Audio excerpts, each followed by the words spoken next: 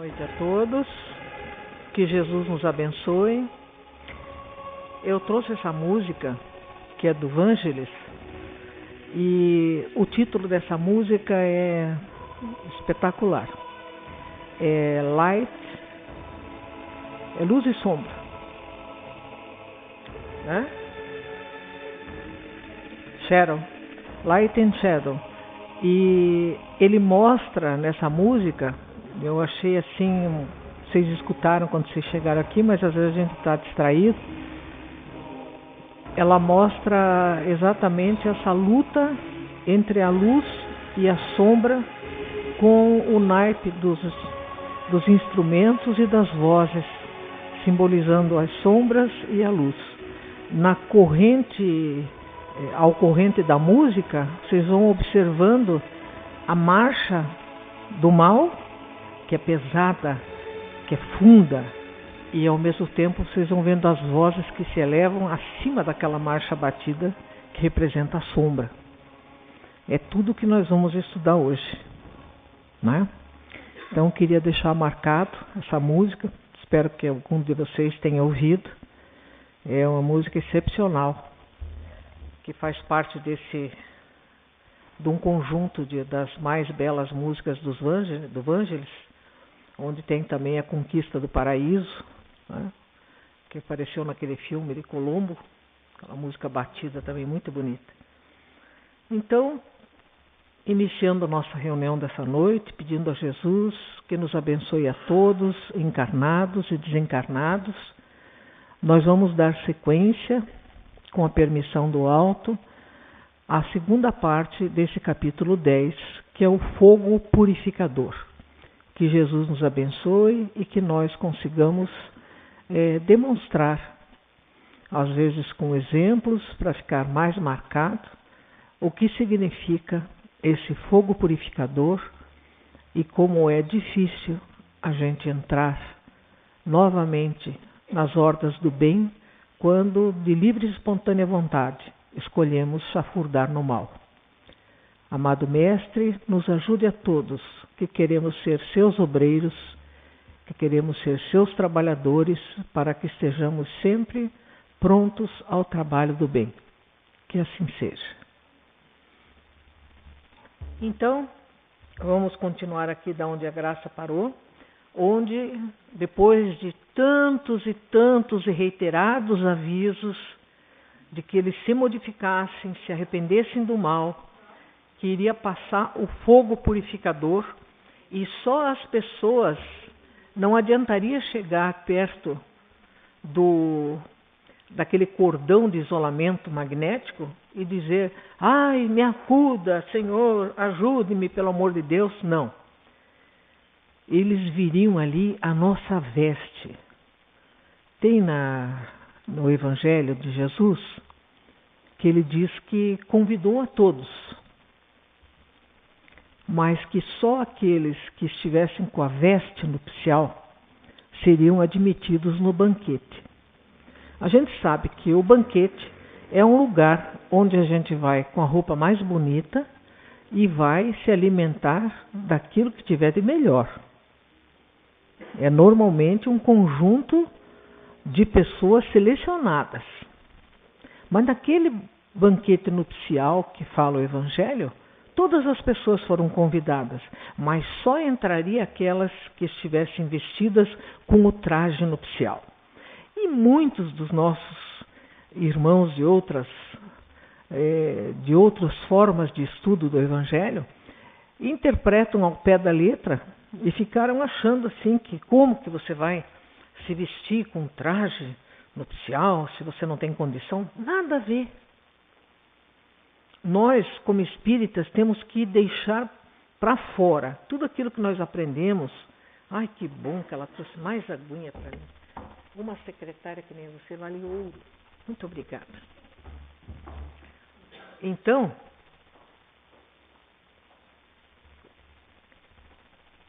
vamos entender da seguinte forma: o que faz o nosso traje é a nossa conduta. Não tem como a gente se vestir. Aqui a gente pode até enganar. Quem tiver dinheiro, vai num salão chega 8 horas da manhã, às vezes até antes, eles fazem a gente sair tão diferente de lá, que quem está esperando pela gente ou vai buscar, olha para a gente e fica esperando outra pessoa, porque levou uma, está saindo outra. Então você faz uma maquiagem e um cabelo muito bonito, coloca uma roupa muito bonita, você fica até diferente. Mas do lado espiritual, e por isso eu estava falando para vocês, nós que estudamos a parte espiritual do Evangelho, por isso o epíteto nosso de espíritas, aqueles que estudam as coisas do espírito, não da matéria. Deixa toda a matéria aqui. Não salão de beleza, não roupa chique, joias, adereços, nada disso vai importar.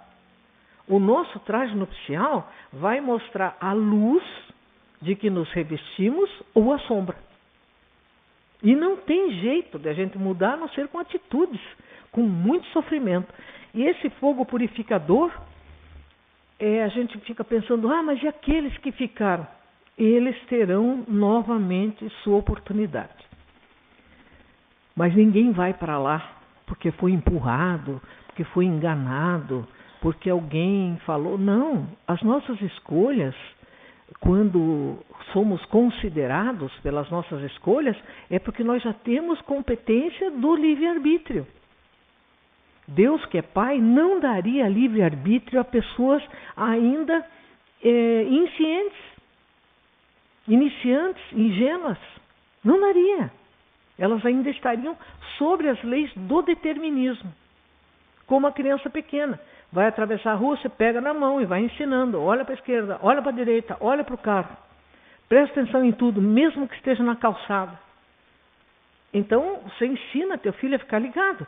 Mas você não vai pegar na mão de um galalau de 1,85 m, que parece aquele atacante da Bélgica, que a gente vai ver amanhã, e pegar na mãozinha dele e dizer, não, naquela época é ele que está nos conduzindo para atravessar a rua, porque a gente está andando devagarinho. Então, nós temos que entender que nada acontece por acaso. As pessoas que estão lá e que continuaram se resolvendo para o mal, achando que o mal que é o bem, eles ficaram lá. E o fogo purificador vai ser lançado ali, e aquelas, se imagine, as fronteiras que eles prepararam tinha 5 quilômetros de largura, daqui ao Parque Barigui. Imagine, mesmo assim, eles ficavam temerosos, os que estavam lá dentro com André Luiz, da investida da força das trevas. E a defesa era eletromagnética. Isso está sendo contado em 1940, 1950. Nós nem tínhamos essas competências aqui na Terra ainda. E eles tinham nos umbrais. Nos umbrais. Então, depois de muitos avisos, porque a gente costuma receber muitos avisos. Olha, para de ser egoísta, para de ser orgulhosa. Para de ser isso, para de ser preconceituosa. Daí, de repente, a gente nunca escuta. Quando chega lá, a gente diz, mas eu não sabia, daí aparece lá. Você foi advertida 21.857 vezes. Sabe? Não tem como, aquilo está tudo registrado. E não é alguém que vai falar. Nós projetamos da nossa alma. Então, quando começa, e eles começam com esse pedido, tem inclusive no livro Francisco de Assis, que foi escrito por João Nunes Maia através do Espírito Miramês. É um livro fantástico, fantástico. E ele vai falar também nesse livro sobre a questão do fogo purificador, que naquele livro descreve na mesma forma como descreve André Luiz aqui, que em algumas regiões, e vocês mesmos devem sentir, às vezes nós moramos num bairro abençoado, mas tem um fulcro em volta de um bar, em volta de uma praça, em volta de algum lugar que você sabe que ali não. Mesmo que você mora no bairro, aquele lugar você evita. A gente sente a vibração ruim que vem desse lugar. Eles estão lá porque querem. Estão rodeados de pessoas que estão saindo cedo para trabalhar e tudo mais, mas eles querem aquela vida. Eles escolheram. Eles viram as costas para Deus, para as suas leis, e passam a dizer que eles fazem do jeito que eles sabem, do jeito que eles querem. E dá nisso aqui. Quando essa força passa por lá, ela é realmente terrível. E o que vai acontecer? Independente deles estarem gritando e pedindo e tudo, eles se mostram tão feios que quando a vidente Luciana se aproxima de um deles, ela fica tão espantada, embora ela seja uma pessoa muito discreta, que o mentor dá um olhar para ela e naquele olhar ele diz: não fale o que você está vendo. E ela entende. Nem tudo que a gente vê, ou que a gente ouve, ou que a gente sabe, a gente deve passar para os outros. Como diz André Luiz em outra de suas obras, ele diz: o mal não merece nenhum comentário. Deixa para lá. Porque senão ele vai crescendo. É isso que ele quer. A divulgação. Vejam, às vezes, uma mãe às vezes demora um tempão para ensinar uma prece para um filho. Não é assim? Mas, se ele ouve um palavrão, quanto tempo você demora para ele esquecer o palavrão? Você ameaça, diz que vai passar pimenta na boca, sabão, fica brava. Mas ele, por quê? A vibração baixa, nós ainda estamos num lugar de vibração baixa. Então a primeira coisa que nós temos a fazer, não falar palavrão em casa. E não deixar que fale. Aqui você não vai falar. E eles vão começar a fazer a diferença entre o que é um lar e o que é a rua. E daí, aprendendo no lar, normalmente se sentirão envergonhados na rua de usar um comportamento que no seu lar é proibitivo. E a gente tem que tentar. Se o filho não aceitar, aí é escolha dele. Né? Então ela ficou espantada com a atividade mental desse irmão, que é aquele que estava emitindo as ondas dele e dizia assim: eu tenho que enganar esse pessoal e entrar lá. Quando eu entrar lá, eu acabo com tudo lá dentro. Abro uma brecha lá e deixo os meus entrarem. E ela, percebendo que ele falava uma coisa, mas sentia outra, ela recebe a orientação que não deve dizer nada. Então, ela disse: ele está amedrontado, mas não convertido. Tem gente que quando chega na hora da prova, a gente fala assim: marmelada na hora da morte afoga, não é? Não estuda nunca, está sempre passeando e posta que está na praia, que está na montanha, que está não sei aonde e tal. Quando chega na semana da prova, começa a incomodar todo mundo, começa a falar com os professores. Por que não estudou? Enquanto ele estava passeando, os outros estavam ralando. Então, marmelada na hora da morte, você vai querer botar a matéria de 2 meses num dia só na cabeça, vai misturar tudo, não vai dar certo. Não vai dar certo. E ali também, muitas pessoas chegam e ficam pedindo, implorando, porque estão com medo, porque sabem que vão sofrer muito. Mas eles não estão convertidos. Passou aquele medo, aquele pavor, eles voltam a ser exatamente o que eles eram. Então, ela ia dizer mais alguma coisa, mas o olhar do assistente pediu que ela se calasse. E ela não falou mais. Aí ele diz assim, André Luiz fala: vasta dose de paciência era despendida por todos nós para conter a multidão furiosa. Impressionavam-nos as formas monstruosas e miseráveis a se arrastarem vestidas de sombra, quando começaram a chegar entidades aureoladas de luz.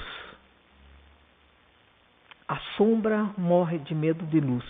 É uma coisa tão dolorosa que às vezes a gente está falando numa reunião mediúnica com um espírito trevoso, um chefe de organização criminosa, alguma coisa assim, ou aquele que já está que saiu de lá, que está se escondendo, a primeira coisa que ele pede, mesmo que esteja quase totalmente escurecido o ambiente, ele pede, por favor, apague a luz.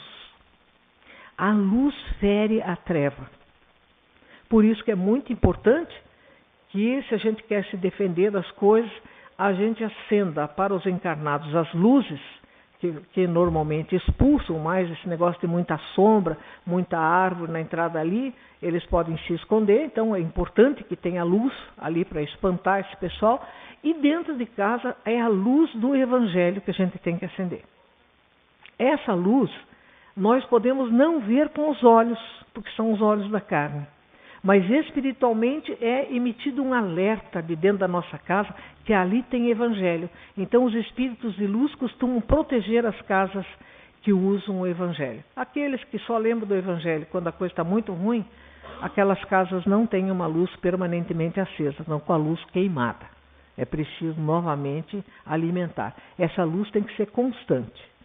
É a mesma coisa que eu querer que a minha sala fique iluminada se eu tirei a lâmpada, botei ali para não gastar.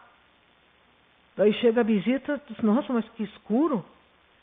Daí eu fico olhando ali, diz, mas vamos colocar a lâmpada. Ah, vamos colocar.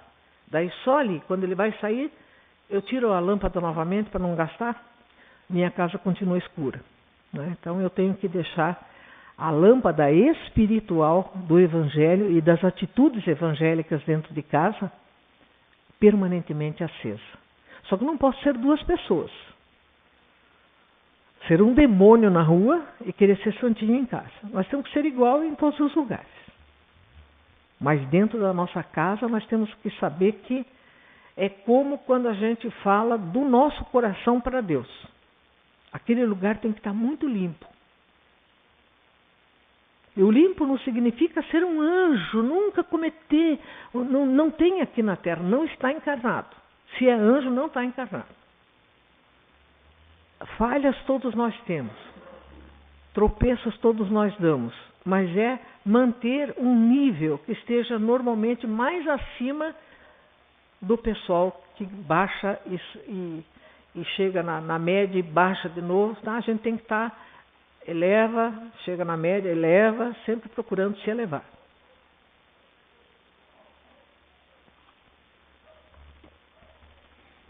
Bom, vejam que interessante que tem aqui, é que junto com todas essas forças magnéticas que eles estão usando, é preciso também a força mental de todos os trabalhadores se unindo as suas forças. Inclusive, num dos pedaços, aqui mais para frente, eles entrelaçam as mãos, formando um cordão, entrelaçados as mãos, porque daí a corrente circula e o que tem mais vai mantendo o nível com aquele que tem um pouco menos e começa a ficar uma força bem equilibrada, porque estamos unidos, então fazemos uma força equilibrada. O mais forte distribui para os que estão mais fracos e a força fica bem equilibrada na resistência. Mas quando nós vamos adentrar daí no posto de socorro, nós temos que soltar as mãos para receber, porque daí nós somos indivíduos. Temos que estar separados. Por isso, normalmente, quando a gente não vê, a gente não fala, para não ficar repetitivo demais. Mas na hora do passe, nada de ficar como casalzinho que começou a se conhecer agora, estão naquela paixão que cega. O vizinho não fica cego mais, o casalzinho fica cego, não enxerga mais nada, daí fica todo entrelaçadinho, com a mãozinha dada, encostadinho. Na hora do passe tem que separar. Não tem jeito. Porque ali o passe ele não é para os dois. Ele é para os dois quando a mãe está com o nenê no ventre. Mas quando são duas pessoas adultas, tem que separar na hora do passe. Não tem isso de ficar com a mãozinha dada e ficar com a cabeça assim, até torta. Eu fico pensando, vai sair do centro, vai estar com torcicolo, porque às vezes a mulher é um pouquinho mais alta, né? E o rapaz meio baixinho, daí ela vai encostar a cabeça, ela quase que tem... Nossa, eu nem posso fazer esse movimento. Isso aí, na hora do passe, não funciona.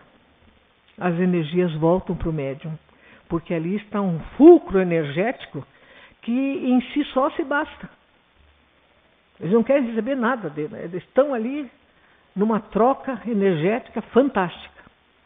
E quando essa troca energética fantástica ela é muito exagerada, quando dá um rompimento, uma rusga, qualquer coisa, cai no fundo do poço, porque todo exagero, ou ele está muito acima ou ele está muito abaixo. Ele nunca consegue o equilíbrio. Então isso é negativo. A gente tem que aprender que por mais que se ame, a gente tem que ter uma compostura nos lugares em que é necessário a compostura. Então eles estão fazendo esse esforço para recolher todas essas pessoas que estão convertidas porque vêm vestidas com o traje nupcial. Elas estão claras já, com algumas manchas com certeza, mas já manifestam em sua aparência a luz. O sofrimento está nelas ainda, mas a luz. E esse acolhimento dessas pessoas, essa separação, não se dá sem um aprofundador para eles. O trabalho que é exigido de horas a fio, de dispensa de energética assim, muito forte para ajudar o outro, também desgasta, exaure as forças dos desencarnados. Eles têm que estar sempre recebendo auxílio de mais alto e mais preces e pessoas que vêm ajudar de outras colônias no movimento da fraternidade para recompor. E aqueles que chegam, eles chegam muito mal. Muito mal. E a passada deles, que é um verdadeiro parto da sombra para a luz, eles sofrem muito nisso, eles apanham muito. É um assunto que nós vamos deixar para um outro momento, mas nós temos livros e livros de Manuel Filomeno de Miranda, que é um dos maiores autores sobre a mediunidade, de Ivone do Amaral Pereira, onde a gente fica sabendo que tem gente que já no cemitério o espírito começa a sofrer verdadeiros açoites. Então é uma coisa muito triste, não é uma coisa que a gente pode deixar para amanhã. E a gente tenta convencer, e convencer através dos exemplos, através de uma disciplina metódica, mostrando as partes boas, as partes excelentes que nós podemos atingir, chamando a atenção. A hora de modificar é agora, depois não adianta chorar. Depois vai ter que passar um longo tempo até que consiga ser recuperado. E dizendo, não é mais importante levar os filhos ao shopping no sábado à tarde. Mais importante é a evangelização. Mais importante é fazer o evangelho lá. Ah, mas eles não querem fazer, eles querem brincar. 15 minutos, 20 minutos, não dá para tirar as crianças e essa é a hora do... Se eles notarem que isso aí é importante para os pais, eles vão e colaboram. E a gente está cheio de livros e cantorias e tudo para as crianças irem aprendendo o evangelho de acordo com a sua idade evolutiva. Então, nós não sabemos quando nossos filhos vão voltar para casa. Nós não sabemos quando nós vamos voltar para casa e deixá-los. Se a gente não preparar, depois não vai adiantar correr médium, querer saber notícia, porque não saberá notícias. E as notícias que chegarão serão a mesma coisa que os médicos dão para aquele paciente que nunca se contenta com as medicações. Eles vão receber placebo. Porque daí ele recebe é um placebo. Uma mensagem que tranquiliza, mas só para tranquilizar a pessoa. Não passam notícia assim, não é fácil. É um dispêndio de muitas almas juntas para trazer, às vezes, um recado. E a pessoa recebe um recado que ela deve guardar no coração para o resto da vida, mas na semana seguinte ela quer outro recado, ela pensa que ela comprou um cartão, ou comprou pontos para colocar no celular e que ela tem ilimitados. Não é assim na espiritualidade. Não é assim. Não é tão fácil assim. Mas se a gente começar a pedir para tudo quanto é canto, começa a chover mensagens que não tem nada a ver. Não tem nada a ver. E às vezes até corrompe. porque a gente acha que o falecido está tão bem, mas tão bem, que a gente passa a não fazer mais orações para ele e começa a pedir coisa para ele. Aí o coitado está numa situação terrível e nós incomodamos em vez de ajudar. A mensagem enganosa é isso que provoca um dano para os dois lados. Bom, eles se esforçavam por manter o pensamento alheio às objurgatórias, né, aquelas coisas que o mal tenta colocar na cabeça deles, aqueles pensamentos, aquelas coisas contrárias ao bem. Num dos livros do Manuel Filomeno de Miranda, Bezerra de Menezes está conduzindo um grupo de espíritos da envergadura de um Manuel Filomeno de Miranda desencarnado.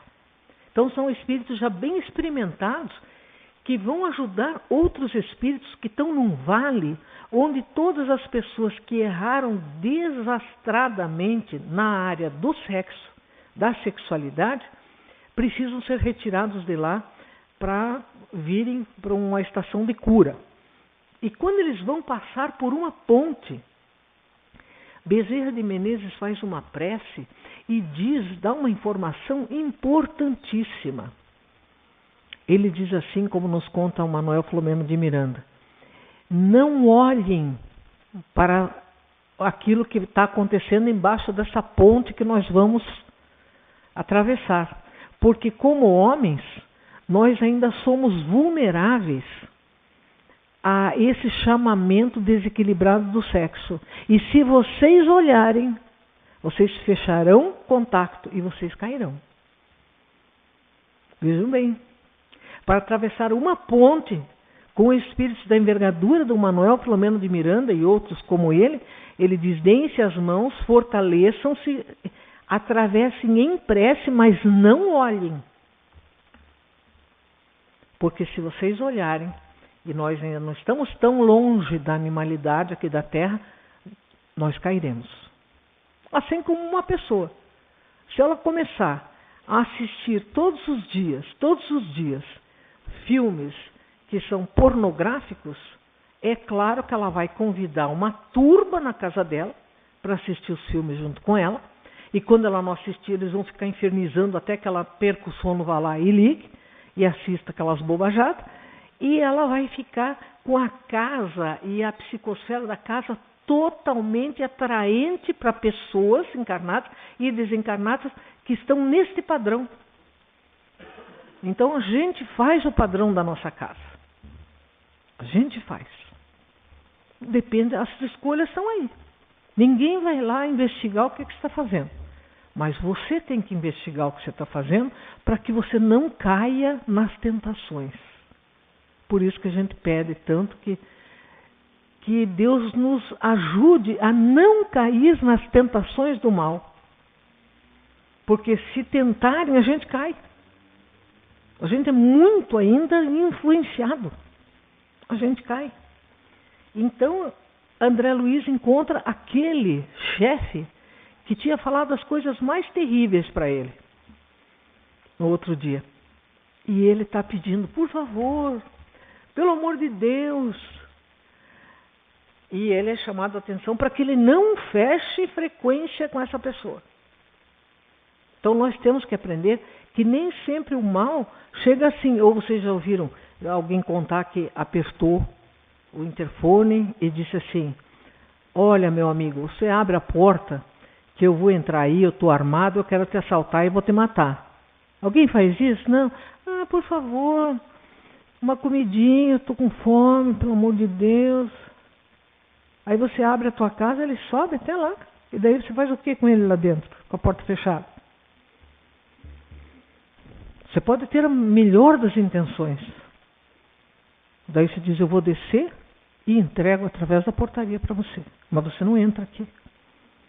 Porque não dá para abrir. Como que a gente vai saber como é que está aquela pessoa? Como você vai botar uma pessoa dentro da tua casa e depois o que você faz com ela? Você acha que ela vai ligar lá e dizer: vou te assaltar, viu? Abra a porta para mim aí que eu vou te assaltar. E eu estou armado. E eu sou ruim. Não é assim. O mal chega: ai, por favor, uma ajudinha. E de repente você abre a porta. porque você entra na frequência dele. Você começa a dizer, não, Jesus está olhando para mim e pensando, quero ver o que você vai fazer agora. Aí você abre a porta. Não é assim. Nós estamos vivendo aqui numa frigideira. Não vamos pular da frigideira para cair no fogo, né? Não vamos. Então, ele diz assim, eles passavam por cima da onde estava, quando começa, eles começam a ver o fogo começar a cair ali. É uma coisa tão terrível que, com palavras assim amenas, o André Luiz conta que ele estava morrendo de medo pela segunda vez. Porque é assustador, é terrível. Você imagina trovões que descem e que sobem da terra para lá e aquela coisa horrível, aquele fogo e pegando fogo nos lugares que estão ali, surgindo fulcros assim. Imagina, e o barulho e a gritaria. Imaginem estar assim. E você trazendo para dentro ali aqueles todo mutilados em farrapo, que é aqueles que vão ser tratados. E o serviço, aquela azáfama ali, aquelas máquinas protetoras emitindo a defesa e aquele fogo caindo em tudo quanto é lugar. É horroroso. É horroroso. Então ele vai descrever da seguinte forma, que eles não podiam aliviar com qualquer benefício precipitado aqueles que eram trazidos para dentro da fortaleza deles. Veja bem, não podíamos aliviar com qualquer benefício precipitado em virtude da perigosa condição mental em que se mantinham, condição que lhes impunha sofrimentos reparadores. Eles estavam saindo do inferno, não era para entrar no paraíso. Eles tinham que dar uma passadinha no purgatório. É um intermediário. Aqui eu estou fazendo um jogo de palavras só para simbolizar. Eles não podiam sair de um padrão 0 e já passar para o padrão 10. Eles tinham que ficar no máximo no padrão 5, porque eles ainda deviam muito. Afinal, até poucos dias antes, eles estavam com o mal. E eles já tinham sido chamados para vir para o bem, e não tinham vindo. Então, eles não podiam se precipitar. As ordens viriam de cima, dos superiores, para dizer como deveriam tratar aqueles que estavam sendo recolhidos. E ele se lembra com isso, ele descreve aqui em palavras bem duras, e ele não ia citar esse maremoto por acaso. Aqui não tem por acaso nesse livro. Ele diz assim que lembrou-se, e isso aconteceu em dia 28 de dezembro de 1908, quando esse lugar, na Sicília, na Itália, Messina, houve um maremoto onde 2/3 da população foram mortos. Era encontro de mar com fogo, com tudo ali. Quando parou, 2/3 da população da Sicília tinha morrido. Então, quando é preciso que as forças intercedam dessa forma, seja um verdadeiro paraíso idílico, maravilhoso lugar da terra, eles, para a gente sarar de um fulcro, às vezes a gente tem aí um furúnculo, é preciso que ele venha a furo. E para ele vir a furo dói muito. E vai ter que se fazer uma recessão, ressecamento ali, e para que ele comece a expelir tudo aquilo que está lá dentro. E a pessoa vai sofrer. Mas ela começa a deixar de sofrer tanto quando aquilo convulsiona, explode. Aí o remédio depois é retificador até que a pele volte a se fechar ali. Isso pode acontecer em qualquer lugar, em qualquer momento, como às vezes a gente está num sol, numa beleza, e vem um vento, e daqui a pouco umas nuvens que a gente não sabe de onde veio tão forte desse jeito, e de repente aquilo cai árvore, cai fio e escuro por tudo. é mais ou menos assim. A gente tem que estar preparado para tudo. E com tranquilidade, porque se for a nossa hora, a perda do corpo é o mínimo, porque a gente vai perder tudo, casa, tudo, o corpo vai junto, nós teremos outra casa e outro corpo que Deus nos dará. Mas ele se lembra do maremoto de Messina, quem puder, veja lá na internet, diga.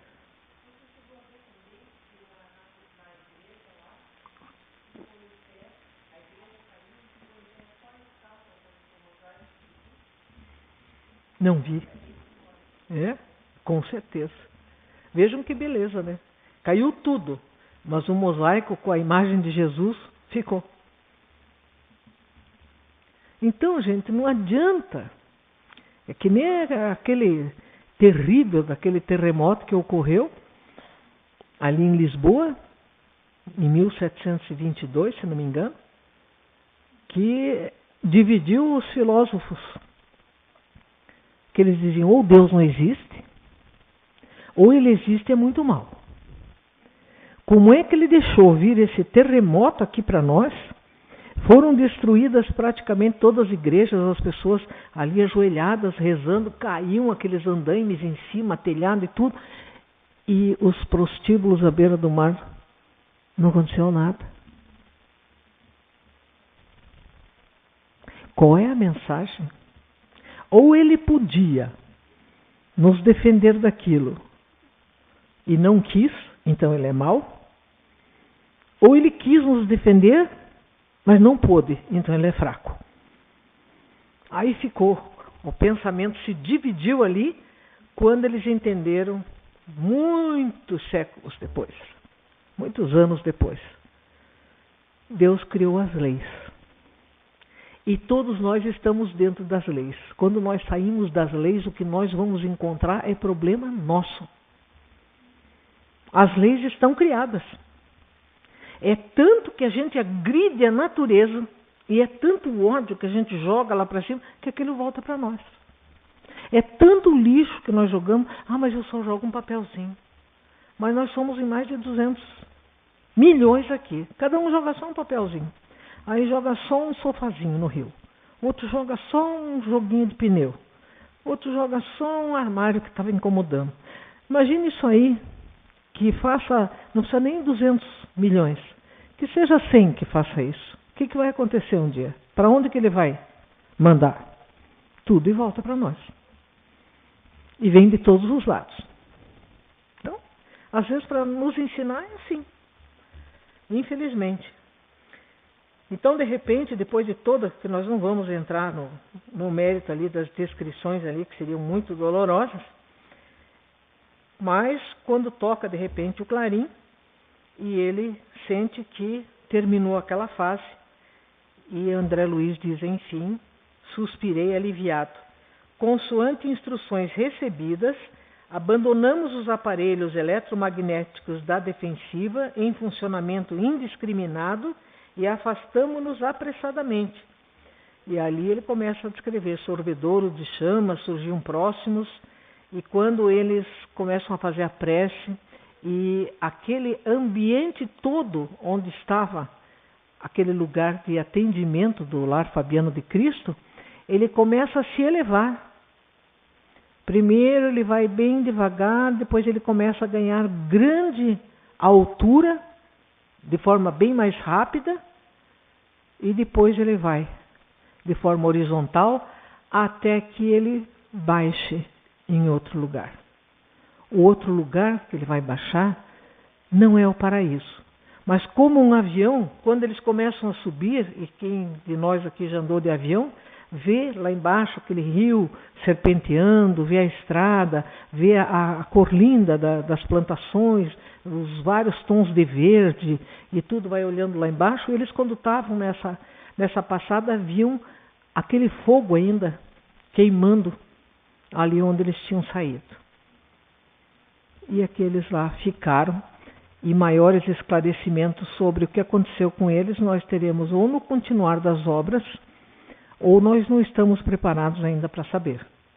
Mas eles só passam para nós aquilo que eles acham que vai fazer uma grande importância para a gente saber. Outras coisas não nos são passadas. Daí ele comenta aqui que, serena como sempre, a irmã Zenóbia controlava a situação e todas as portas de acesso fácil ao interior foram hermeticamente cerradas. Vejam que os cuidados com a segurança também funcionam no além. Então, o fato de você não vai fazer da nossa casa uma trincheira de guerra, mas a gente tem que proteger a nossa casa, as portas fechadas, janelas fechadas, porque o mal anda por aí à solta. Nós estamos num momento de transição planetária, então nós temos que nos defender. Nós não vamos ficar atirando nos outros, mas é importante que a gente tenha os meios, né? Uma casa bem fechadinha, porque até na espiritualidade eles são dessa forma. Aí a oração e as nossas emissões magnéticas mentais, que atuariam em reforço ao impulso inicial de subida, foram utilizados. E olha, quando eles começam a ler, quando ela abre a Bíblia para ler, né, ela abre no Salmo 104.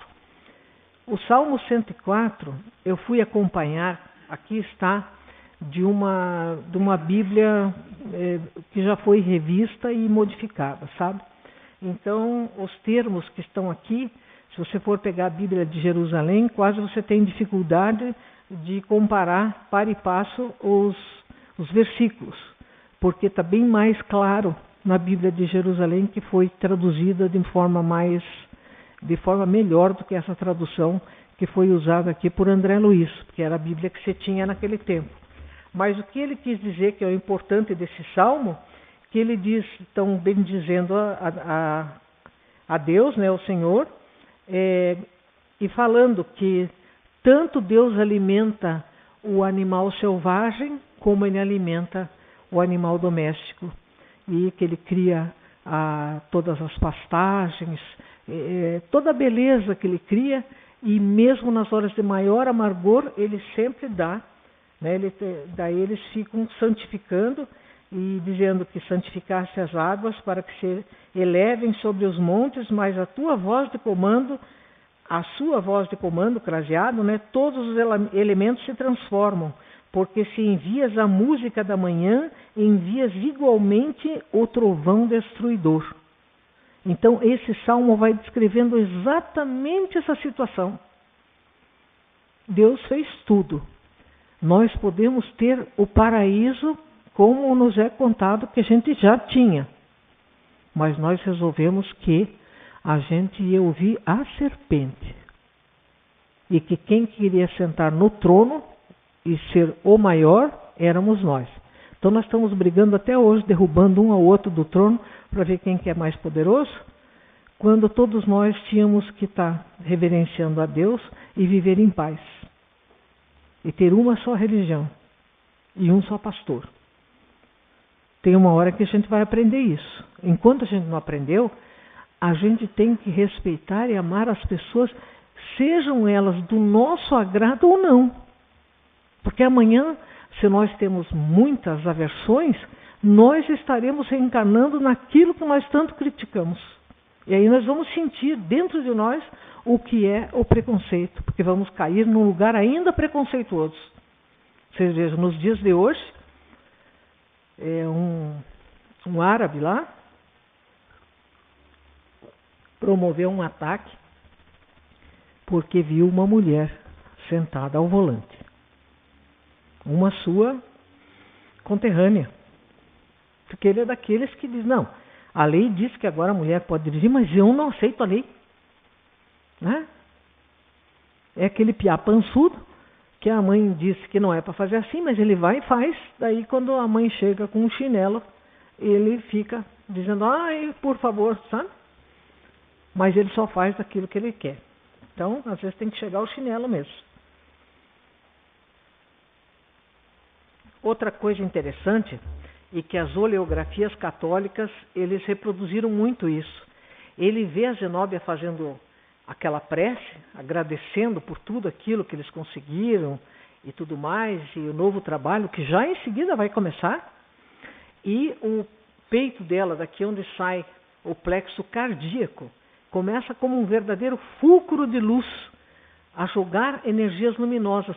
E muitas oleografias católicas e estátuas eles colocam como se fosse uma luz assim, expandida, porque nasce em qualquer religião, e ele, no observar aquele espírito com aquele fulcro de luz, ele desenhou daquela forma, mas ele realmente viu aquilo. E André Luiz descreve exatamente isso, que o tórax de Zenóbia parecia um misterioso foco resplandecente. Aí quando eles descem dali onde é que eles estavam, no plano horizontal, né, eles começam a descer. Vejam que interessante. Aproximando-me do assistente Jerônimo e do padre Hipólito, que trocavam ideias entre si, passamos a analisar a grandeza do trabalho sobre nossos olhos.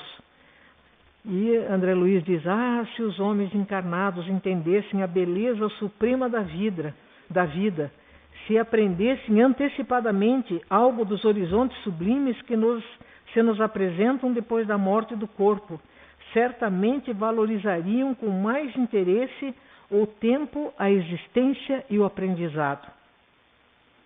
E o Jerônimo diz para ele, sim, André, todavia importa observar que o plano transitoriamente pisado pelos homens permanece também repleto de mistérios e encantamento. Tudo isso que aconteceu aqui vai para o aprimoramento do espírito. O fogo sempre teve um caráter, no Velho Testamento, ele simboliza a presença de Deus, como às vezes a nuvem simboliza a presença de Deus. Aqui no caso do fogo, como quando Moisés sobe para pegar os 10 mandamentos, tem aquela sarça ardente, que é como se aquela árvore não parasse mais de queimar, mas ela nunca se consome. Por quê? Porque aquilo não é um fogo, é na verdade aquela luz muito forte, tanto que logo depois que ele consegue receber aquelas informações e tudo, e traz para o povo, ele não suporta, porque ele ficou muito perto, por isso que ninguém podia subir, porque a ordem foi dada que se outros subissem morreriam, não suportou aquela luz, e logo depois daquilo ele usava inclusive, que é um versículo que atrapalha muito a gente de entender, quase que como se fosse com um véu sobre o rosto. É que ele sofreu aquela exposição a uma luz excessivamente forte, e logo depois ele morreria, tanto que quem termina o livro de Moisés lá é Josué, que fala da morte dele. É impossível que ele estivesse descrevendo sua morte depois da sua morte ali, né? Então é outra pessoa que termina aquele livro. Mas é o aprimoramento do espírito. Quando ele chega lá, ele já sabe, eles passaram nesse deslocamento 3 horas e 35 minutos. 3 horas num deslocamento rápido do jeito que eles se deslocam lá, em linha reta. Imagina que distâncias que eles vão e de repente chegam em outro lugar que também tem aquela problemática. Mas quando eles chegam lá, eles já tinham que se preparar que eles vão ter que descer aqui para a terra, porque tem 5 irmãos fiéis ao bem, que vão precisar que eles os ajudem, que estão quase desencarnando, e eles vão ter que ajudar. Eu trouxe uma frase aqui que eu achei muito bonita. Essa frase eu li a primeira vez num dos livros do Lobsang Rampa, que foi um sucesso incrível, mais ou menos em 60, 70, né? A gente leu muitos livros dele. Depois, quando ele começou a fazer sucesso, ele perdeu-se, e aí ele começou a repetir coisas, e aí já os livros, a gente nota que ele perdeu o instrutor que estava dando as orientações para ele. Quando a gente presta atenção, tem aqui, por exemplo, nós vemos um livro maravilhoso que é Médico de Homens e de Almas, de J. Taylor Caldwell. Esse J não é homem, é mulher. é Janet. Então ela escreve, depois ela escreve O Grande Leão de Deus, falando sobre Paulo. Depois ela escreve, então ela fala de Paulo, outra ela fala de Lucas. Daí ela escreve sobre Eu, Judas. É um livro muito legal que eu li. Só que tem um detalhe, ela leva o livro, enquanto ela está se lembrando, fazendo a regressão de memória, ela vai escrevendo e aquilo tem uma coerência. Aí aquilo termina ali, porque ela não conseguiu ir para frente, porque ela não viveu aquela outra parte. Aí a gente nota que ela chutou o que teria acontecido com Judas depois. Você nota exatamente que ali não é mais a mesma pessoa que escreve. Ali é ela mesmo. Ali não tem aquele retorno dela aos arquivos do passado. Não existe aquele arquivo, ela não teve acesso. Então a gente nota que o epílogo podia ser cortado, jogado fora, porque ele estraga o livro. Se a gente vai percebendo assim, você vê que mudou de mãos e é bem interessante. Mas essa frase, eu acho que dá para fechar bem isso que nós vimos hoje aqui. Ele diz assim: a lâmina do mais puro aço, quando ela olha para trás e lembra de todo o sofrimento que ela passou na depuração através do fogo, quando ela lembra, quando ela recorda da sua purificação e se vê naquela lâmina do mais puro aço, ela sente que valeu a pena. E depois de muitos anos, da mesma forma, escreveu de um outro jeito, Emmanuel escreve a mesma coisa. Que depois que a gente sai desse cadinho purificador aqui, que é um fogo para o nosso espírito, o sofrimento é um fogo, né? Ele depura, ele tira. Você pode pegar, por exemplo, um ferro e marroar a frio, você vai martelar muito. Claro que um dia, depois que você calejou as mãos umas 20 vezes e já não aguenta mais fazer força, pode ser que aquele ferro ele até ceda as pancadas. Mas se você coloca na forja e deixa aquele foguinho esquentando, esquentando, fica molinho, você bota ali em cima da bigorna, pá, pá, e ele está belezinha. Infelizmente, para desdobrar mais fácil, nós precisamos do fogo e da pancada. É só assim, não adianta dizer, Faquinha, você está tortinha, eu não sou Uri Geller, mas eu vou passar a mãozinha aqui, você vai desentortar. Não, ele só sabia entortar, né? Ele não desentortava nada, né? Então vejam, eu vou fazer uma proposta para vocês e o Gilson vai ser o primeiro que vai me responder. Vamos ver o que ele responde, depois vocês vão responder para mim. Então nós vamos ter aqui a cor azul, a cor verde, a cor amarela, a cor vermelha e a cor laranja. Cada uma dessas cores vai estar estudando o Dimas, o Fábio, a Albina, o Cavalcante e a Adelaide. Eu gostaria de dividir vocês em 5. Por exemplo, ali seria a primeira turma, que seria a turma azul. Tá? Aqui, essas 3 primeiras cadeiras aqui, seria a turma verde. Daí, essas 3 cadeiras aqui, quem está aqui, seria a amarela. Nessas 3 aqui, seria o vermelho. Nas 2 outras, seria o laranja. Ou aquela lá. A gente divide em 5 aqui. E cada um vai pegar um e vai ler em casa. E quando chegar aqui vai me dizer alguma coisa sobre essa pessoa. Que nós vamos ler nesse capítulo como é cada um deles. Vejam, não precisa ninguém faltar. Eu só queria a opinião de vocês sobre isso. Tá? Vamos dizer que nós dividimos em 5. Cada um de vocês pega, por exemplo, a primeira fileira ali vai me falar alguma coisa sobre o Dimas. Se não quiser ninguém falar, não fala. Eu falo, não tem problema. Não é? Não, então não vou falar. Não, só para a gente trocar. Se o outro disser, não, mas eu quero falar alguma coisa sobre o Dimas, tudo bem. O outro vai falar sobre o Fábio.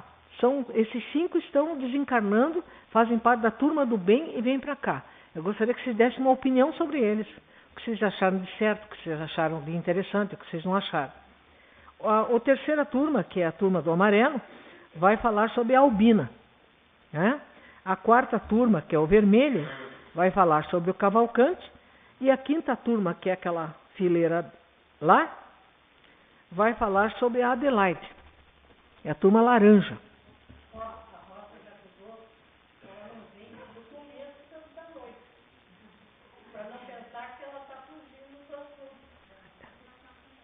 Olha, uma vaia para quem me faltar na semana que vem. Uma vaia. O que vocês acham? Porque se vocês não quiserem, não tem problema. Eu estou colocando aqui para que a gente possa dar a sua opinião. Eu acho importante que vocês cheguem e digam, ó, eu sou da turma tal, então vamos repetir aqui. Esse aqui é azul. O azul vai falar alguma coisa do Dimas. Qualquer coisa. Não vale falar assim, o Dimas está desencarnando. O Dimas desencarnou. Ponto final. Tá. Mas o que você viu de interessante no Dimas? Tem nesse capítulo aqui que nós vamos ver. Daí a turma 2, que é essas três primeiras fileiras aqui, pega quem está sentado aqui ou quem estiver sentado no dia, vai falar sobre o Fábio, que é a turma verde. Essa aqui é a turma amarela, essas três cadeiras aqui, vai até lá no final, é a turma amarela. A turma amarela vai falar sobre a Albina, certo? Essa turma aqui é a turma vermelha. A turma vermelha, a cor vermelho, essa aqui, é vermelho. Vermelho vai falar sobre o Cavalcante, tá? E aquela turma do cantinho lá, rosa, vai falar sobre a Adelaide, que é a turma laranja, certo? De qualquer forma, nós vamos fazer a reunião falando, tendo falar ou não. Pode até chegar e dizer, não vou falar nada. Pronto, já falou. Assim seja. Já falou. Tá? Só para a gente trocar uma ideia. De repente, vocês estudando e focando nesses aqui, o que é o detalhe que vocês acharam mais interessante, vai ser uma troca de ideias boas que nós vamos fazer aqui. Tá? Porque vocês estão sendo convidados pela espiritualidade, todas as noites, a fazer amigos novos. Esse capítulo 11º chama-se Amigos Novos. Quando a gente aprende a comentar sobre aquilo que a gente leu, a gente está fazendo novos amigos, porque eles estão aqui num número muito superior ao nosso aqui nas quintas-feiras. E nós estaremos fazendo novos amigos. E os novos amigos que a gente faz na espiritualidade, que são da turma do bem, é uma bênção. Porque a gente nunca está só nas dificuldades, eles sempre estão juntos conosco. E está sempre algum profissional da área onde a gente atua. Não vão mandar a cozinheira atender o juiz. Assim como não vão mandar o engenheiro dar pitaco na polenta que a outra está virando lá. Sempre vai ter alguém mais ou menos da área. O médico vai ter médico acompanhando. A pessoa que está fazendo um outro tipo de trabalho, a pessoa que está fazendo, tem trabalhos magníficos, uma pessoa que está coordenando uma família, é a gerente da casa. Ela vai ter vários administradores orientando como que é melhor, como que é pior. Como que se lida com um filho problemático. Tudo são tarefas. Tudo isso são tarefas magníficas. Como que a gente pode conversar melhor com as pessoas? Como que a gente pode ouvir mais, falar menos? Como que a gente pode domar a nossa teimosia, os nossos preconceitos, o nosso orgulho, a nossa vaidade, todos os nossos defeitos, nossa inveja, nosso ciúme? Então nós ganhamos amigos que dizem, meu amigo, não vai por aí porque eu fui, mas você não pode saber a confusão que deu. Eu vou dizer para você, vá por aqui que você vai melhor. E a gente nem tem aquela noção que ouviu aquilo, mas de repente a gente toma uma decisão e essa decisão é acertada, porque eles estão vendo demais para cima, então vê mais além. Vamos fazer novos amigos? O que vocês acham? Eu vou falar de todos. Então é isso. Peço que Jesus abençoe a todos nós, que envolva com o maior amor possível aqueles nossos parentes que estão doentes, que estão com problemas difíceis, aquelas pessoas que estão atravessando nossos caminhos e nos causando problemas, dores, estão nos causando às vezes constrangimentos, estão cerceando a nossa liberdade, estão tirando o nosso sono. Nós pedimos a Deus que abençoe a todas, porque elas vieram para que a gente passe nas provas que pedimos a Deus para que nos colocasse. Assim, abençoamos a todos, aos amigos e aos inimigos que ainda não conseguimos converter em amigos, e que possamos ser aquela pessoa que alguém na dificuldade venha a nós e nos peça ajuda, porque já confia na nossa boa disposição de fazer o bem. Senhor, nós queremos ser obreiros da vida eterna. Conte conosco. Assim seja.